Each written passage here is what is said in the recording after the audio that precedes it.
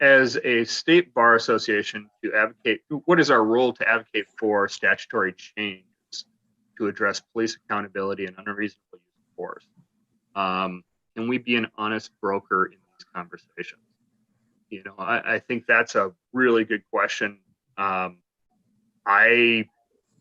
don't know. Athena, I know that you are currently employed over at the MSBA, so I don't know how comfortable you are talking about our ability to step out and start advocating for statutory changes. But any thoughts or any ideas from you? Yeah, absolutely. I think, I mean, obviously we have a legislative committee, and that's something that we're, that we work closely with. I think that the MSBA is certainly in a good position to do something like that. I know that there is difficulty because we do represent all aspects of the legal profession. And so we get a lot of pushback, and it's hard to get everybody to agree. I will steer away from the criminal aspect of things and talk about something like employment law. Even when we are talking about workplace discrimination, when you've got both sides of the employment law spectrum who are part of the Bar Association, it's hard to get them to agree on what, how you might change sexual harassment, the definition of sexual harassment, because one way is going to impact, you know, how their clients' cases turn out. And so it's really hard to get both sides to agree and vote in something that they'd like to support as far as statutory changes. I'm really hoping that we can change the narrative on some of this, because I don't think, especially in the world of police brutality, I don't think that there is a right side and a wrong side. I think this is more about just human value and human rights, and not something where we're looking at it like, well, you're being anti-prosecutor. That's not how we want to go about this at all. And I think if you're taken out of this heated situation, out of this moment, and just ask a prosecutor, what would you like to see? I think we would all be on the exact same page about what things we value and what ways we would like to see these situations turn out. It's just a matter of sort of depoliticizing it and talking about it as human beings and not necessarily as lawyers. Let's officially begin this this portion of the presentation. There's been a lot going on. I do need to give love to our sponsor. We have a sponsor now, by the way, from Olson Thielen. I need to give them a little love because I promised to do so. Olson Thielen assists legal firms with tax audit and advisory services. They invite you to join the weekly online discussion about COVID resources and financial relief on their website here. This is the link to the Q&A over coffee, kind of an interesting free a meeting, Q&A over coffee, where they discuss tax and accounting issues related to the COVID situation. So thank you, Olson Thielen, for your support. I do want to sort of do a formal start here too, just to have Athena maybe introduce yourself, tell us a little bit about who you are. We're gathered here to talk about the response to the killing of George Floyd by the MSBA. And the other bar associations. I think it's instructive maybe to take a look at how folks are responding formally. So we're joined again by I should jump in real quick, and I just want to clarify. The response by the MSBA of the killing of Mr. Floyd, not the killing of Mr. Floyd by the MSBA. Just clarifying that. By the Minneapolis Police Department. Thanks for joining us, Athena. Do you want to tell us a little bit about who you are, your background, and your current role at the Bar Association? Sure, absolutely. So my name is Athena Hollins, and I am currently the Senior Director of Diversity and Foundations for the MSBA, RCBA, and HCBA. I have been working in diversity and inclusion for about 6 years now. I'm a lawyer by trade, but I kind of fell into this work because as a person of color who is working in the law, especially in the state of Minnesota, there's a great need for diversity and inclusion work. And so I just started working with affinity bar associations and community groups and different organizations that are focused around diversity within the legal profession. And this is sort of where I have ended up.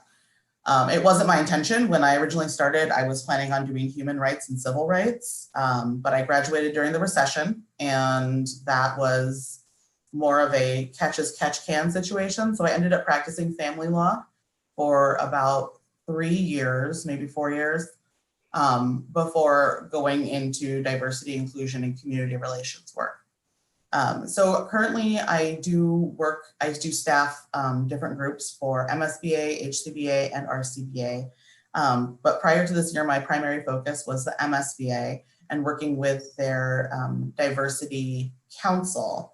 And our charge, as far as the MSBA goes, is to really look inside ourselves and to look in our own organization and to try to work on diversity and inclusion issues within our organization. And that's one of the reasons I actually applied for the job, is that I love the idea of, instead of pointing fingers and saying, you're not doing this right, you're not doing this right, really turning inward and saying, how do we reflect the values and goals that we would like to see the legal profession represent?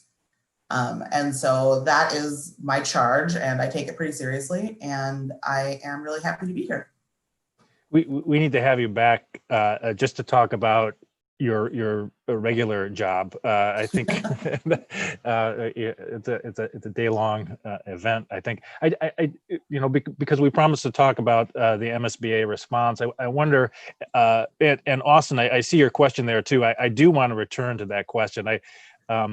Have differing feelings about that myself, and eager to hear Athena's response to that. But I just want to begin with maybe Athena, just a quick outline of what the response is. I mean, I understand we can all read it, but I wonder if you may outline this philosophically for us, what this statement does. And Sure. if I could just also, not just the MSBA, HCBA, and RCBA, I think you've probably seen statements from a lot of the other affinity bar associations. So if you could talk about that. Sure. Well, and I can tell you, having worked on a couple of different statements for different organizations that I belong to, which I also am not representing their perspective here, disclosure. I know that in contrast to some of the other statements that I worked on, the bar associations really endeavored to create a statement that was more about the culture and systems that are in place that have allowed something like George Floyd to happen, and to allow a police officer to kneel on someone's neck for almost 9 minutes with 4 other police officers, or 3 other police officers there, who did nothing to stop it.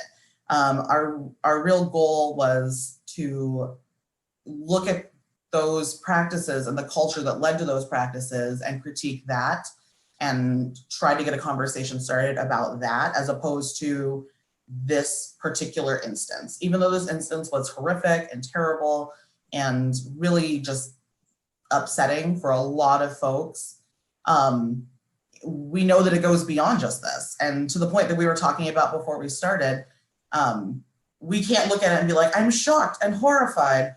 We condemn this action because we already did that with Philando Castile. We already saw what happened with Jamar Clark. I mean, this just keeps happening. And so instead of looking at the instance and saying, we want this to happen and this to happen and this to happen, we really tried to pull back and get this more of a 10,000, maybe not all the way 10,000, more of a 1,000-foot level, and say, what is happening in our police department that would allow this to go forward this way and would allow this to be seen as acceptable to 3 other people? And how do we correct for that?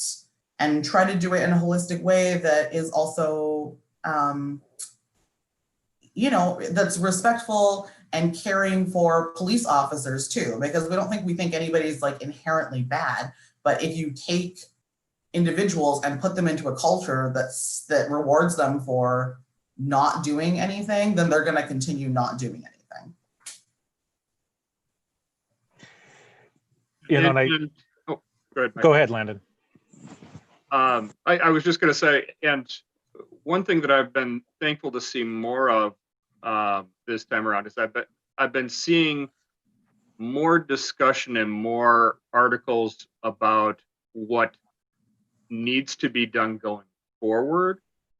I think, you know, the way I've typically described this is the protests are good, the protests are essential, the protests continue to draw attention and to make people aware of and keep people aware of what's going on and the problems.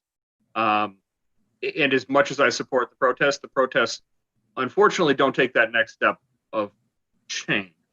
We need to keep that next step regarding change, what needs to happen, what needs to change. And I've been thankful to see a lot more reports in that regard. Do you know if any of the bar associations or the affinity bars are talking about that, or if there's resources currently available yet? I don't know if there's anything currently available, but I've also been hearing a lot of conversations about change moving forward and what we can do. And I've been really excited about it also because I think there's something to be said with, I don't want to say staying in your wheelhouse, but like using the talents and skills that you have. And as lawyers, we might be, you know, we can go protest or we can, you know, voice our opinion or write a statement, but probably one of the most powerful assets that we have is our legal knowledge and our legal skill and experience. And so to that end, I've already had a couple of different groups talk to me about trying to draft legislation for their legislators to bring forward. I've talked to individuals who are planning to audit all of the legislation that has already been brought forward so they can find out like if something good has already been written and just was ignored at the time because it wasn't the right time to move it forward. And I'm really heartened by that because I think in times like this, especially as a person of color, you feel a little bit powerless. And it's nice to remember like we do have power. I have power in a way that many other people, I have a privilege that many other people don't have, which is I understand how the legal system works. I understand how, you know, legislation and the legislature works. I understand how working with city councils functions. And that's something that a lot of folks think that if they show up to a meeting and voice their opinion, then that's all they have to do. And you and I and most attorneys, I would say, know better than that. And use our resources and our power and our privilege to do something. And I do want to bring up some questions because I think we're going to get more and more questions as we're going. One question was, are the protests not merely a symptom of class inequality? An unprecedented number of Minnesotans are out of work with pandemic, no way to feed or shelter themselves for a long-term period. The economic pain is felt most by men and women of color. Is economic stability for all people not the best solution to riots? I have my own views, but I'm going to pass that over to you, Athena. Oh no, I was going to say, I want to ask you guys what you think about that. I'm happy to respond, but I'll let you go first on that. Folks in chat are welcome to chime in as well. Feel free to use the chat. Yeah, I think this is the classic question, right? I'm certain that, who said it best? I'm trying to think. There was someone official, I feel like, said, we went from winter in Minnesota to being isolated because of COVID-19 and not being able to do anything to this horrific situation with George Floyd. And that was kind of the perfect storm because there's all this built up energy that we normally are able to start getting out and doing more. And that certainly moves people to be maybe more protests, more riots than you would normally see.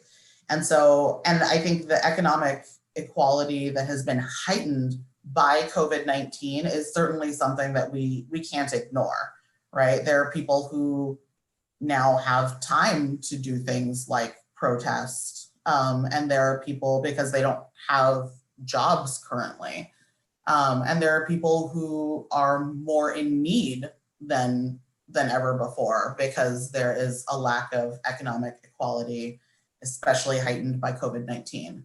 But I think when you look at it in general, it's really hard for me to separate racial tension from economic tension, because I think if you look at the history in this state, but also the country, it's difficult to divide those up. I mean, there's structures of power that are designed and repeatedly edited to maintain power within certain groups of people. And sometimes that power looked like land ownership, and sometimes that power looked like business ownership, and sometimes that power looks like just holding positions of power and leadership where you get paid more. And so I don't think it's possible to cleanly cut those and say, if we all had the same money, then this wouldn't be happening.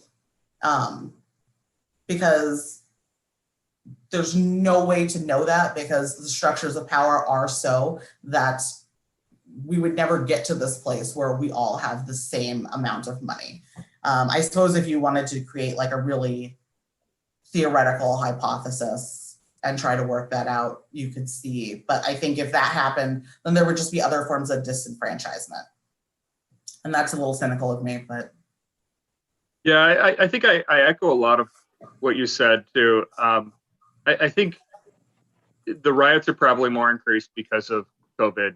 A lot of people are more restless, but I don't think if we could somehow jump to a hypothetical world where we've solved the issue of economic stability and economic equality, we still have that culture going on of just preconceived notions, or responses to individuals that doesn't have to do with the socioeconomic status, or the economic status, I should say. The interactions that you see, I think, is far more than just, if everybody could earn a living wage and have that taken care of, we wouldn't have these problems. I think we still would. I agree with you. Some awesome comments coming through. Yeah. I think a lot of you, somebody said something that I thought summed it up so perfectly. Although economic stability is helpful, it's only helpful to the extent that someone fully feels their liberty, which I think really sums up exactly what I was trying to say. You can have economic equality, but reality is if you don't have equality in other senses, then you don't have anything. One common theme in the statements, you were talking about sort of speaking within our wheelhouse. I thought one common theme in all of these statements was looking out to other groups, other associations. Paul Osro was saying, hey, couldn't the MSBA partner with the Citizens League to study these issues and prepare a report to the legislature on best practices and recommendations? We're talking about cultural change, which I have to say, I'm not sure the Bar Association is prepared to deploy in a meaningful way. Maybe I could definitely be wrong about that, but are there other even non-legal groups that the Bar Association should be looking for if that's our charge, is a cultural change? The arts community, for example. Yeah, I think, I think if you're looking for a cultural change, I feel the wind's changing, like I'm going to say the fact that Minneapolis voted to separate itself from the police department, the Minneapolis School District, voted to separate itself from the police department, that the University of Minnesota wanted to.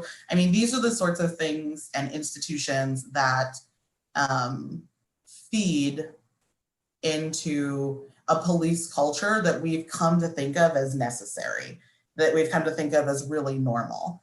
Of course, there's a police officer in this high school. Why wouldn't there be? Well, was there a police officer in your high school when you were growing up? There were security officers, but they weren't armed police force, right? And so I think part of the culture change that needs to happen, and part of what needs to inform the culture change at the police departments, is our culture in the larger world. What do we want to accept as normal, and what do we want to push back on and say, you know, it's kind of like 9/11. I give this example. My husband lived overseas and he didn't travel by plane at all after 9/11 until we were together in 2013, something like that. And when he got to the airport and they were like, you have to take off your shoes, he was outraged. What? You can't make me take off my shoes? And I'm the one over here saying, dude, calm down. You've got to calm down. Just take off your shoes. Fuss. Like, you're gonna get in trouble, and they're gonna like assume that you're a terrorist. But that's because I had been traveling, and so it seemed normal to me. And it wasn't normal to him. And we need to get to that level of outrage and that level of not expecting this to be part of our day-to-day lives to start pushing back on it. And I think that involves every aspect. I mean, you said the arts. I think that's a fantastic place to start. I think education is a fantastic place to start, and to look for structures that, structures and culture that govern, that aren't necessarily based in the legal world and are just based in day-to-day living. Because although we live and breathe the law, not everybody else does. That's not their reality. And so we need to be, we, as in the collective we, all of us, the bar associations as well, need to be really cognizant of the real world that people live in and the structures in which they move in and out of during the day. I brought up the Mitchell Hamlin statement here. This actually comes from the students, interestingly. We talk about having bullet points or action items in our statements. There's a couple of comments in chat as well about this. I have to say I was impressed with the students here, calling for quarterly school-wide symposium. That's a, I don't know if they'll get that. That's I think the language here is that they're going to immediately request that of the from their administration. But that seems like a real commitment on the educational level. It's interesting. I wanted to get back also to the earlier comments. People were chiming in before we were live officially about what kind of legislative proposals are there. Are there bullet points that we should add to our statement, whether it be a specific action item or a legislative initiative? My response earlier, when it was just a handful of us on the chat room, was I don't know what the proposals are. I think there are a wide array of different organizations who have suggested specific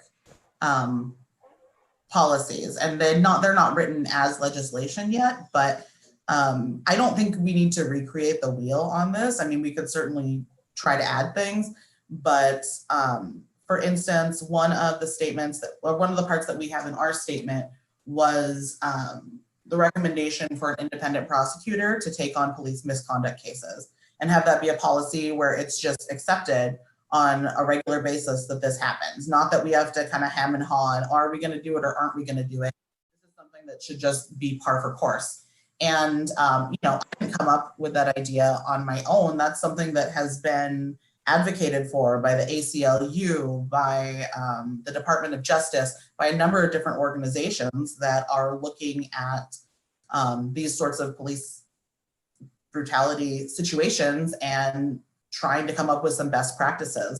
And I think that's something that, like I said, we don't need to recreate the wheel. We just need to put it into legislature and make it policy. So on that, as you mentioned, putting things into policy and legislature, I'm going to jump back to the question that we missed right before we officially got started, which is, why should we depoliticize political issues? And this was directed straight to you, Athena, so I'm not just passing the buck. Yeah, okay. I am calling for the depoliticization of this particular issue. And I don't think we need to do it with all political issues, but I think when we come up on something that is fundamental as the right to live your life and not be killed by an institution of the state, I think that that should be fundamental enough that it should not be, and I guess what I'm trying to say is not depoliticize, but make it less partisan. And I feel like there are certain entities out there that are making this a partisan issue, and I don't think it needs to be. I don't believe that respecting human beings as, you know, living creatures is a partisan issue. I can't, again, not representing any organization, I just can't see it as a political or a partisan issue, because it's so fundamental to our existence. So I guess I'm using the wrong word. It's definitely political. Like, we can't help it but be political, but I don't think it needs to be partisan. It totally makes sense. That's helpful. And I think, I mean, to me, where this gets political is, I don't think that anybody that is representing a community out there believes that what happened to Mr. Floyd was right or what happened was correct. I think the place that this is going to get political, and I think the place where this is going to start dividing people, is when we start talking about how do we make sure this doesn't happen again. And I think some of the solutions that I've heard, which I think are fantastic, are not going to be viewed as positive to some people who represent communities, and to some groups. They're not going to agree that those actions should be taken.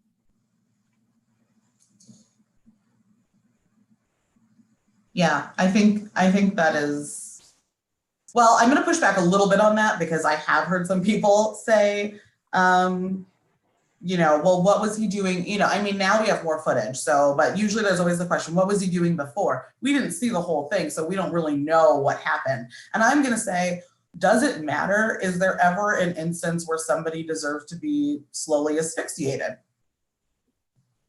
Is there ever a situation in our justice system, before being proven guilty, or even if being proven guilty, frankly, but anyhow, before being proven guilty, that there is a situation where somebody deserves to have that happen to them? And I'm going to argue no. And I think there are always people who ask that. And I will go ahead and I will reference the letter that has gone around from the Bob Kroll from the police union, who started referencing George Floyd's violent past, his violent criminal history, and how the media won't report on it.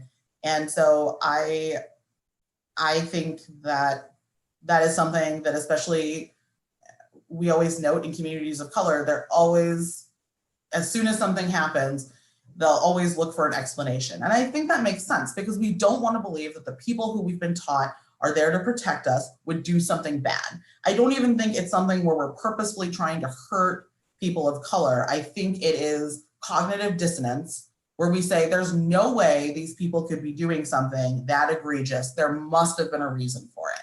And then creating a story to fill in the back end. So I think that there are people who will always push back. And I assume there will be more people who push back on this going forward, and as more details are released. But I definitely agree that most political part of it is going to be creating systems and structures in place so that something like this can't happen again. And I think that's unfortunate.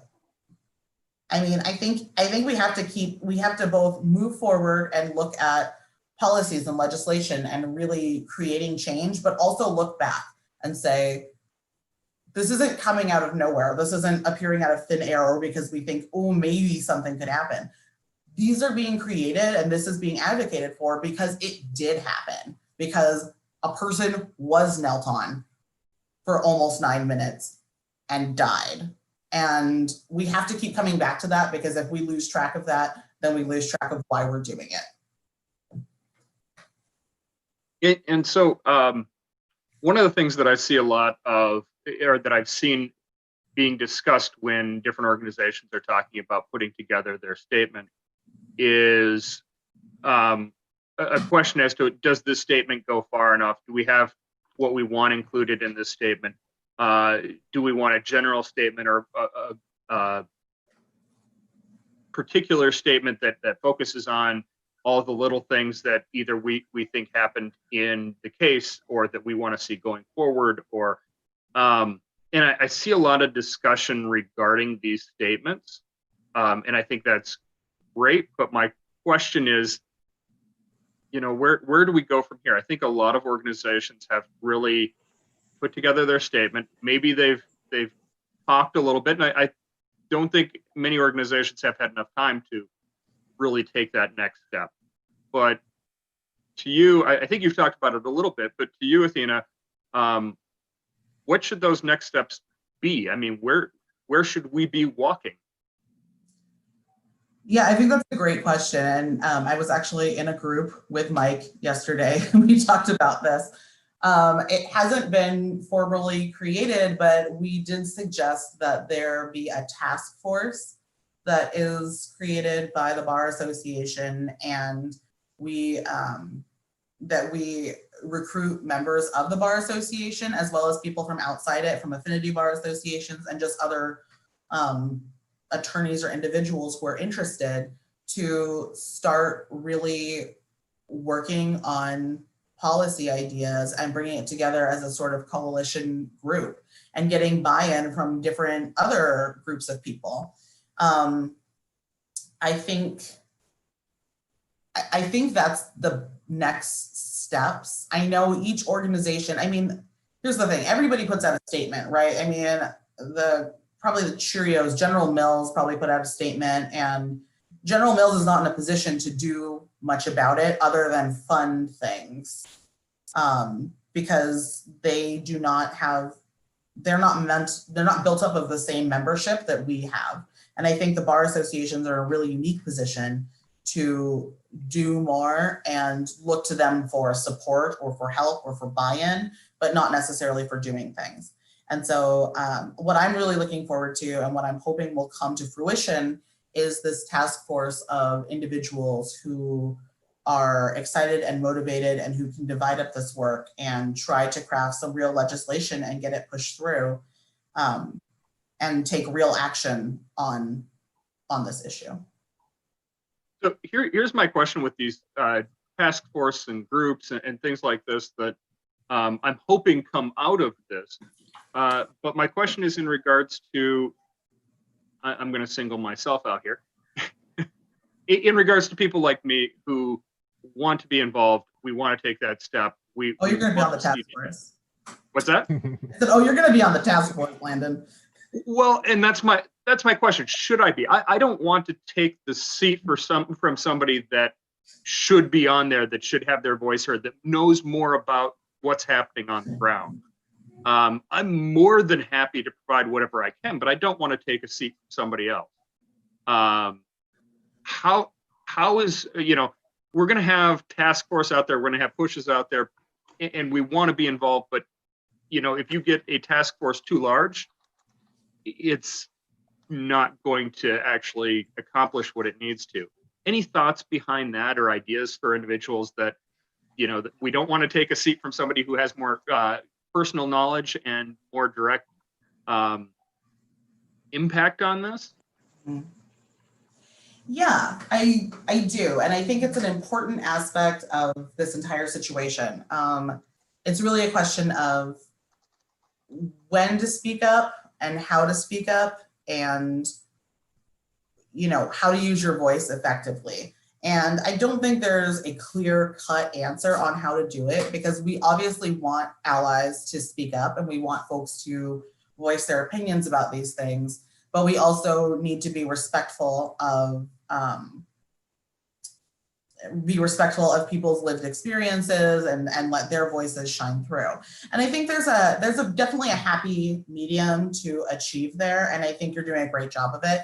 So, you know, making sure that the people who are at the forefront are the people who have lived experience and who have, you know, like you said, on the ground knowledge of what this entails. And then you can step in the back and just let folks know I'm here to support you. I'm here to provide any assistance or advice if you want it. Think of me as a resource, you know, because maybe, you know, I'm a Black lawyer, but I worked in family law. So do I know the criminal law? Not really. So who am I going to go to? Well, if Landon told me, oh, you know, I know criminal law really well. So if anything comes up and you need to ask a question, come to me. That's a great way to be a resource. And it's a great way to offer yourself up. And then the other thing I would say that I'm always asking allies to do is to have those difficult conversations with people who don't want to listen to a person of color's experience. And I say this in a way, not that people are like evil or anything, but sometimes it is difficult for individuals to, they get on the defensive. If I bring up something like police brutality, people are already becoming defensive because of how I look.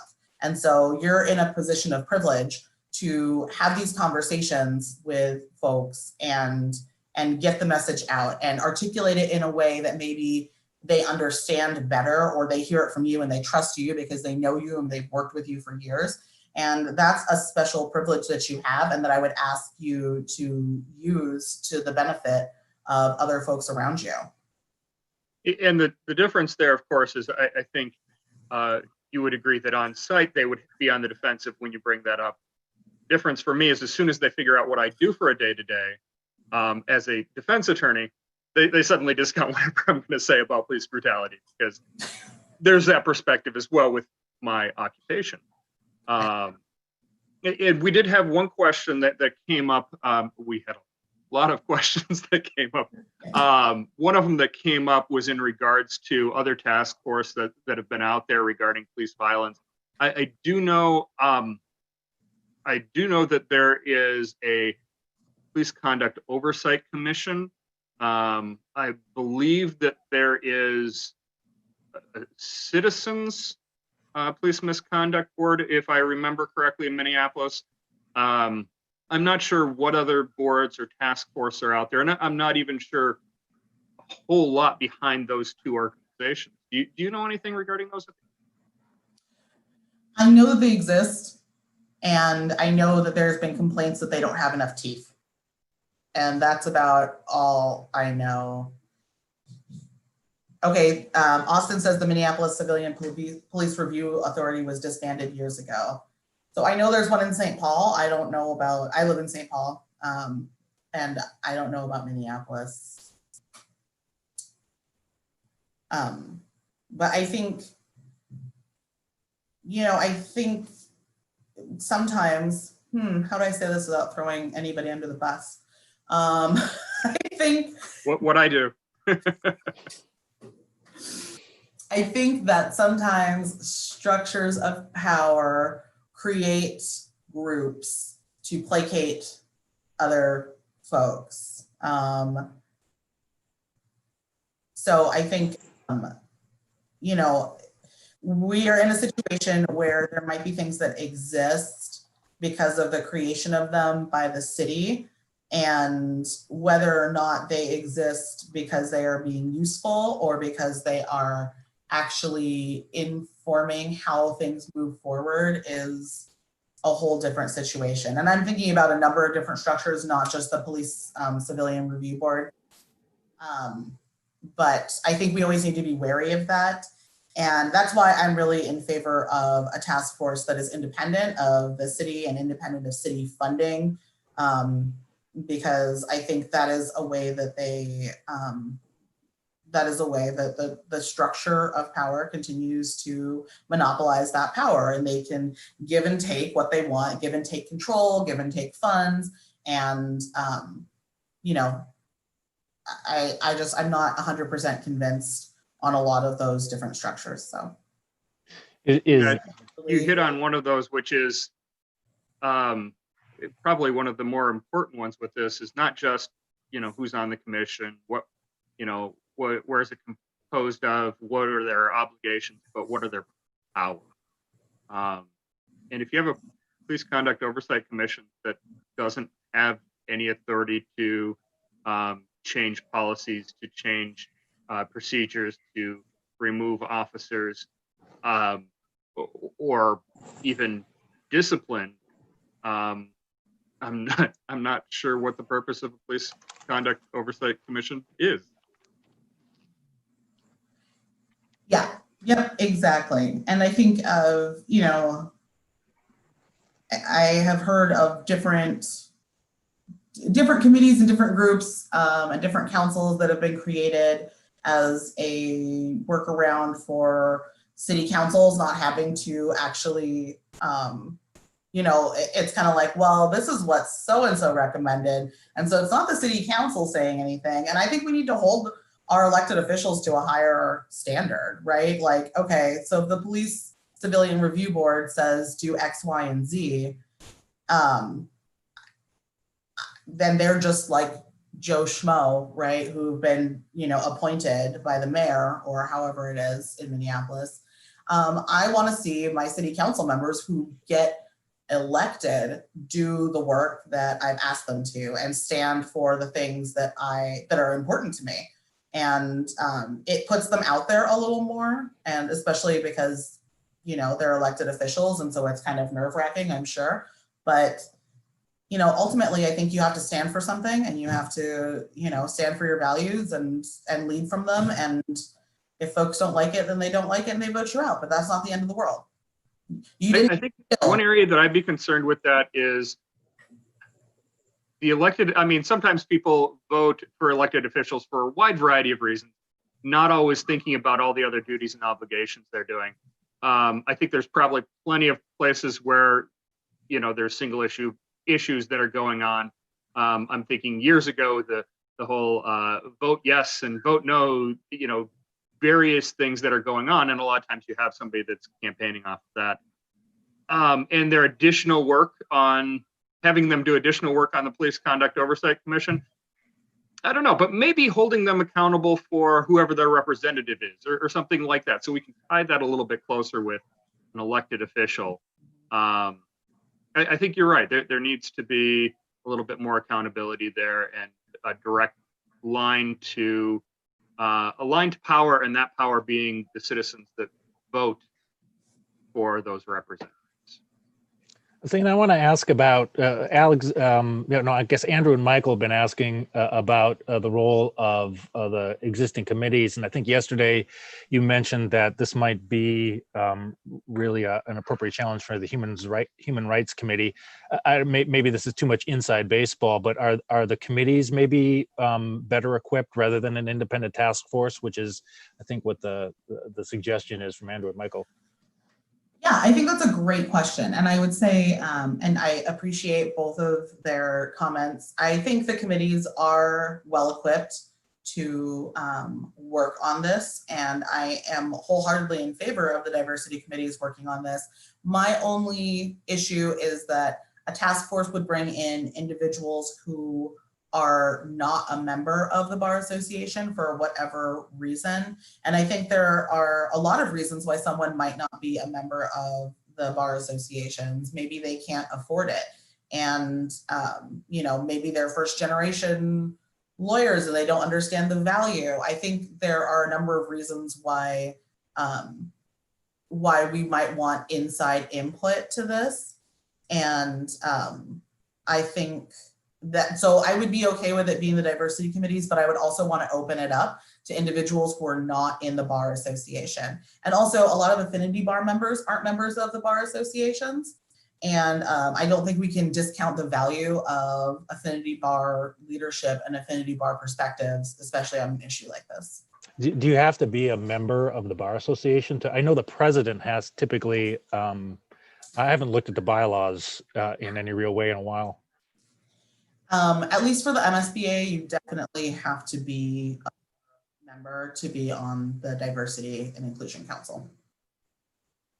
So I just want to make sure I followed that up. I think I understood that from the last one, but we have a lot of affinity bars out there, and a lot of them are very involved. But unless those bar members are also members of the MSBA, they don't get a voice on D&I right now. Is that right? I mean, yes and no. They're not a member of the D&I council or committee. So they are not a bar member. So the council, especially the MSBA D&I council, is really limited to a specific number of people that have to represent a specific number of different groups, diversity groups. And so that is a really limited set of individuals. We always partner with them. We're constantly in communication, asking about their input, trying to build with them. And one of the charges of the MSBA as far as diversity and inclusion goals is to partner with affinity bar associations. But that being said, if they are not, if a member from, say, the Minnesota American Indian Bar Association isn't a member of the MSBA, there's no way for them to be on the D&I council.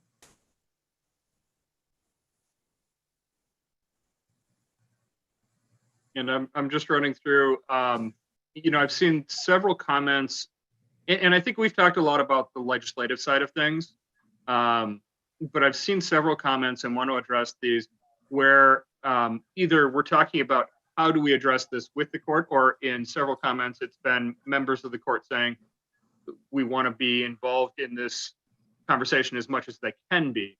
How do we have the bench, the bar, the community, and are there things on that side of things that we should be looking at or considering? Any ideas there? I mean, my first inclination is to say members of the bench just hold a lot of power just because of who they are and the positions they hold.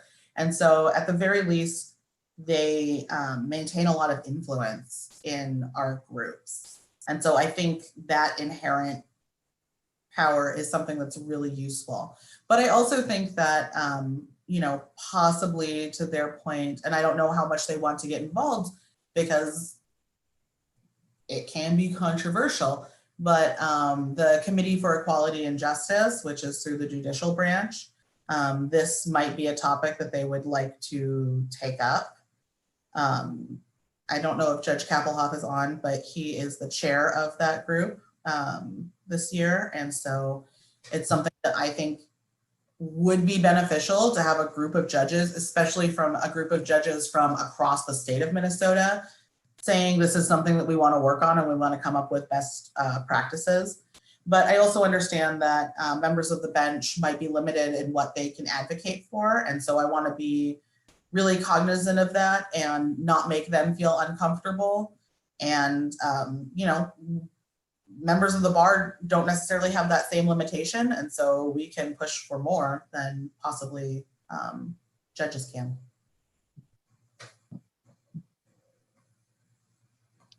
Do you have any ideas, Landon or Mike?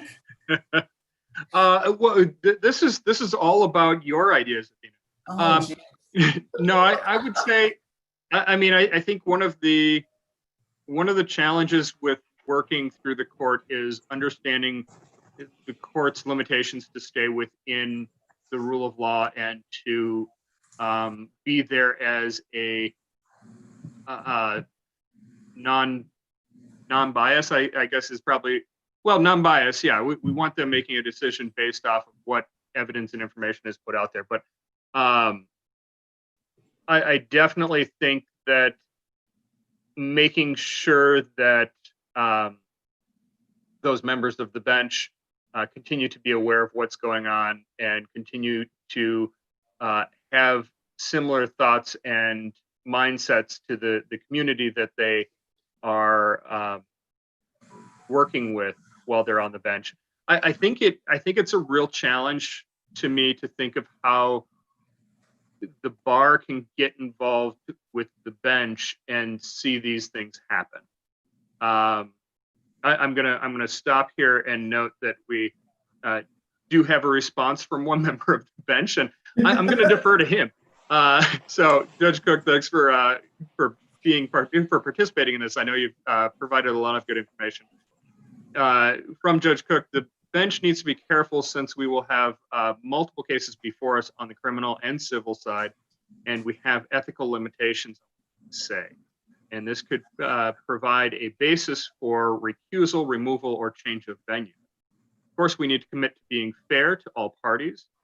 We can certainly play an educational role and help facilitate general discussions. And yeah, now that Judge Cook brings that up, of course, somebody far more learned needs to step in and answer that question for me. I do think, yeah, when you see that there's going to be a presentation and there's going to be a judge that's coming out to give that presentation to the community, or they're going to be hosting that within the bar association, or they're going to be providing their experiences from a case to the extent they can. I mean, I think that there's a magnetism, there's a gravitational pull from members of the bar to presentations by people on the bench. And I think that's important. That's a way that I think that members of the bench could step forward, is give that gravitas. Yeah, I agree. You know, I feel like I want a dispassionate judiciary, you know, and Susan's comment here that, you know, she says that's where senior judges come in. And I think that's, you know, I talked to a lot of members who's like, well, should I stay a member of the bar association because I'm retiring in the profession? I think please do not do that. You know, again, you know, I'm not an unbiased participant in that conversation by any stretch, but those senior participants can participate, you know, in a different capacity as human beings, especially if you're coming out of the judiciary. You know, that, you know, I do want to have a, you know, and I think a portion of the bar association needs to look at this dispassionately as well. But you know, I think having those senior that senior experience is a part of that conversation is so valuable. You know, especially when they can talk about it in their past experience. Absolutely. I think what you said, you know, having a dispassionate, I guess I would go with an analytical look. I feel like dispassionate takes the push out to me, but that's a personal view. But having that analytical look and having that real logical discussion, which I think many lawyers are really good at, just having a very logical discussion about where are we at, what is honestly going on, and what legitimately needs to change, and how do we make those changes. And so I'm there's a small part of me that in this time of trouble everywhere, I'm optimistic. I'm hopeful that we're going to be able to have those task force. We're going to be able to have meaningful task force. I've been on several that unfortunately haven't gone anywhere. But I'm hoping we can have meaningful task force, that we can push forward, that we can get involved with the other associations out there, the other programs out there, the citizen groups, getting what we need. And somebody did comment earlier and said that, you know, we need to just get down there. We need to stop with the talking. We should be able to get this done by July 4th. I would love it if we could do that. We're not honestly there. We don't have the manpower put together. We don't have the task force up and running. We don't have those discussions. We don't have all the time in the world for people to just sit there for weeks on end and do this day in, day out. I would love it if we could. But I would rather see something meaningful that could actually get accomplished and actually be passed through the legislature, and see that being the ultimate goal. And then once that's done, I don't want the task force to go away. I want them to continue to look at the next chip, the next block, the next crack in the system, and try to fill those in. So I don't think that I would like to see the task force to have a never-ending job, because I don't think this will ever be a finalized issue. I think, even if we get to the point where everybody says the system is full, it needs monitoring. But those are just my thoughts, only my thoughts. I'm going to make a call. We're coming up on the top of the hour. Once again, I want to just put out a call for final comments into the chat room. I'm going to save this transcript to the Practice Law Library. I'll put it in the CLE folder for folks, I think is where I'll save it. And maybe maybe we can post the, well, I better just put it in the Practice Law Library, I think, for now, but it'll be there. A lot of great suggestions and comments. I'll put out a call for any last resources, any links you want to throw in there. That'd be great. We can use that as an additional resource in the Practice Law Library. So feel free to chime in, make your final comments. I also need to read the code out loud for the folks attending online or on the phone. The CLE code again is 307949. That's 307949. Thanks everyone for attending. Athena, Landon, any final thoughts on your end or anything else you want to throw in the chat quickly? I'm going to give the last word to Athena, and I just want to say thank you for being here. And I hope we can have you back in other capacities, maybe have you back to talk about your role as chair of the task force or something to that extent. Well, thank you guys for having me. I really appreciate it. The two things I wanted to say was I left a link to all of the police-involved deaths. Star Tribune has a nice little page about it, sort of like a little bio and explanation of how they died. And you can sort them by different races, gender, you can sort them and search for mental health issues, things like that. And so it is really interesting to look at, and I would advise everybody take a look. And then the final thing I will say to tag on to what you had said, Landon, is that while it can't be done by July 4th, I do think it needs to be done relatively quickly. Our collective conscience tends to forget why things are urgent, and I don't want the momentum that's been created by this situation to get lost. So July 4th is a very ambitious goal and probably not possible, but we do need to act quickly and continue to keep this at the front of everybody's mind. So thank you for having me. Thank you all and thank you everyone for attending and hanging with us 30 minutes past our end time. Appreciate it once again. Thanks everyone, and have a great rest of your day.